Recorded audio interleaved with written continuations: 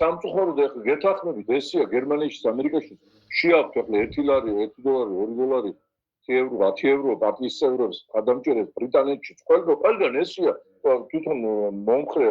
წევრი და ისინი ახლა თავის პარტიას პირველ რიგში სხვა სპონსორს მიადგებენ და საბიუჯეტოს გამოუყოფენ, რაც ყველა პარტიას ეკუთვნის, ხო? მაგრამ აქ ახლა ისეთი ვითარებაა, რომ საქართველოს გახდა ოლიგარქების საჯიჯგნი არეალი ბიზნეს გაგებით, სულიერი გაგებით, პოლიტიკური ასპექტით პირველ ყოვლისა. ეს ნიშნავს იმას, რომ მილიარდერები ქმნიან პარტიებს, ამ ხმებს ხიდულობენ და ვინც შევა მათ პარტიაში, აქეთ აძლევენ ხელფას, აქეთ ეხმარებიან, აქეთ აფინანსებენ და ამიტომ ახლა შენ რო ეუბნები, რომ საწევრო გადაიხადე და თქვათ მოვალეობა შეასრულე საწესდებო, სიცილით ხვდებიან, რომ აგერ იქ